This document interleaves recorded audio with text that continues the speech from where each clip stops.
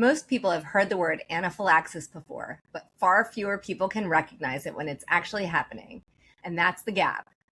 I'm Dr. Karen Kaufman, double board certified allergist and immunologist at Kaufman Allergy, Asthma and Immunology in Vienna, Virginia.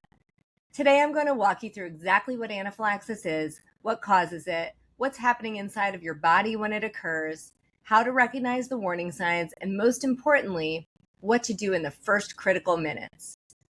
Please share this video. Every food allergic patient, every parent of a food allergic child, every coach, school nurse, camp counselor, lifeguard, and anyone who carries an epinephrine auto-injector should watch this and know this information. So what is anaphylaxis? Anaphylaxis is a serious allergic reaction that comes on quickly, usually within minutes to a couple of hours within contact with something you're allergic to. It affects your whole body, not just one area. And if it's not treated right away, it could be life-threatening. That last part is the one I need you to hold on to throughout this video, life-threatening and treatable. Both are true. The outcome almost always depends on how fast someone acts. So what causes anaphylaxis? The most common triggers include food allergens, insect stings, medications, latex, and even exercise, although it's rare. One important point, some people experience anaphylaxis without ever identifying a clear trigger. If that's ever happened to you, that's the kind of case that an allergist immunologist needs to evaluate. Your immune system is designed to protect you from harmful things, bacteria, viruses, things that are genuine threats. In anaphylaxis, your immune system overreacts to something that's normally harmless, a food, a sting, a medication, and the response it triggers is the problem. It's not the substance itself. So here's what happens step by step. The first time your body encounters a trigger, what we'll call an allergen, your immune system mistakenly identifies it as dangerous. It produces special proteins called IgE antibodies that are specifically designed to recognize that allergen. These IgE antibodies attach to certain cells in your body called mast cells, which are found throughout your tissues, especially in your skin, your airways, and your GI tract. At this stage, you may have no symptoms at all, but your body is simply being primed. The next time you encounter that same allergen, it latches onto those IgE antibodies sitting on your mast cells. This triggers the mast cells to suddenly release a large flood of immune mediators into your body. The most familiar of these is histamine, but it's not the only one. This release of these mediators is what produces this reaction. And here's what they do, and it all happens at once. Blood vessels widen and become leaky. Fluid moves out of your bloodstream into the surrounding tissue, and blood pressure can suddenly drop dramatically, causing dizziness, lightheadedness, or fainting. Airways swell and tighten. Symptoms of wheezing, coughing, or the feeling of tightness in the chest may occur. And in severe cases, it can feel like the throat is closing. The skin may react with hives, itching, flushing, or swelling, especially of the face, the lips, the tongue, and the throat. And the digestive system reacts with nausea, vomiting, cramping, or diarrhea. All of this can happen within minutes. That speed is why anaphylaxis is a medical emergency and why the response has to be immediate. Sometimes there's a feeling that something is very wrong. This is real and clinically significant. Patients often describe this as a distinct sense of impending doom before other symptoms fully develop. Do not dismiss this. If someone says that they feel like something is dramatically wrong after a potential allergen exposure, take it very seriously. Here's a clinical rule of thumb worth memorizing. Anaphylaxis is a problem when two or more body systems are involved after an exposure to an allergen. The rule of thumb of how to use epinephrine is to use it quickly and fast. Epinephrine is the only medication that can stop anaphylaxis, not antihistamines, not corticosteroids, not waiting to see if symptoms resolve on their own. Epinephrine, which is the same thing as adrenaline, reverses the vascular collapse and the airway swelling that makes anaphylaxis life-threatening. Use epinephrine at the first sign of anaphylaxis. Do not wait. My rule of thumb is if I ever consider epinephrine as a possible treatment, then I immediately commit and use epinephrine immediately. I'm going to show you how to use a few different auto-injectors and a nasal device as well, so that way it's very clear and easy to see what to do. So there are several different devices that you can use, 3 of which are our pen-like devices, which look like these. And we have a auto-injector that looks like this and a nasal device that looks like this. So let's go through these different ones. So this is a generic epinephrine auto-injector. It comes in a case that's yellow and black for adults or older children that are larger than 66 pounds. And in younger children, they have a similar case that's black and orange. To get this out, you kind of swivel it in the middle and take out the device. So with this device and other pen-like devices, we're going to hold it right in the center. Okay, so we want to make sure we're not holding it with the thumb on the end. Very important to wrap your hand around as a closed fist. These are end caps that they both need to be removed. So you're going to pull both of them off and you're going to see a red end, and that's where the injection occurs. With the auto injectors, we always want to inject into the thigh. So what we're going to do is take the device, press it down on the thigh. I'm going to show you on my hand as an example, but again, we're not injecting the hand. It's only going to go in the thigh. And we're going to put it in place and press. And this is a 10-second hold. Okay. I always tell people with this device, always count to 10 out loud, because in the setting of a medical emergency, 10 seconds is just about 3 seconds if you do it in your mind. So go nice and slow, count to 10, and release the device, pulling it out of the thigh. It will leave an exposed needle here. Be very careful. Set it aside in an area where it's safe. There are two other auto injectors that are kind of looking similar. Both have a blue end and both have an orange end. This one you can't see because it's under this twist cap, which will be at the bottom. So you turn this to release it. And now you can see the orange end. So we both have a blue end and we have an orange end. And the orange is the injector. So again, we're holding with a closed fist. The blue end is our safety, so we're going to remove that.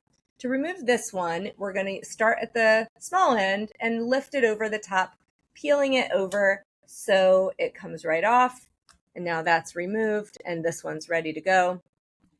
With this one, we're going to lift here and lift it straight up like that, and it comes out. And now this one's ready to go. Just like the other that I showed you already, we're going to administer this in the thigh. And again, I'm going to show you on my hand just as a demonstration because my leg is out of view. So the orange end is going to go on the thigh. We're going to put it in place and press. And this device has a 3-second hold. Once we count to 3, we're going to release the device. And this orange end will come forward as a sharps protector covering the needle. In a similar sense, we're going to hold this one in the same way. And the orange end goes on the thigh. We're going to press down. And this is a 3-second hold as well. So 1, 2, 3. And as we release, this orange end also covers the needle as a sharps protector. This device is a similar auto injector. This one happens to have a voice prompt in it, and this is called the AviQ device. So there is a case, this part here is the case that overlies the injector, which is here. And I'm going to show you how to use this. There is a voice prompt with this device, so I will let the device tell you how to use it, and I will just follow the instructions. So first, we're going to pull the device out of the case.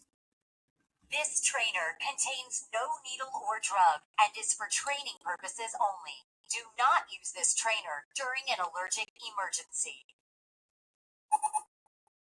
If you are ready to use, pull red safety guard down and off of this trainer. Place black end against outer thigh, then push firmly until you hear a click and hiss sound, and hold in place for 2 seconds. 2, 1. Training complete.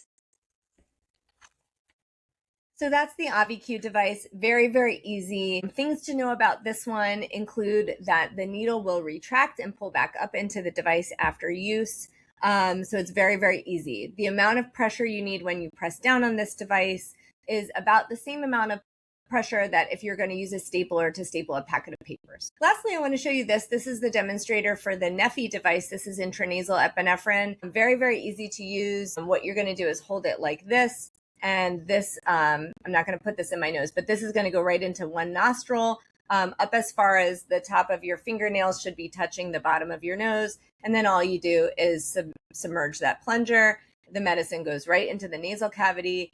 and you can take it out and throw this directly in the trash because there's no sharps as part of this. In the circumstance that epinephrine is either not effective within the first 5 to 15 minutes or symptoms progress, we're going to use a second dose. So all of these kits should come with 2 epinephrine injectors in the kit. That second one is to be used in the case that a second one is needed. In the case of using something like Neffy, if you need to use a second device, we're going to be going into the same nostril.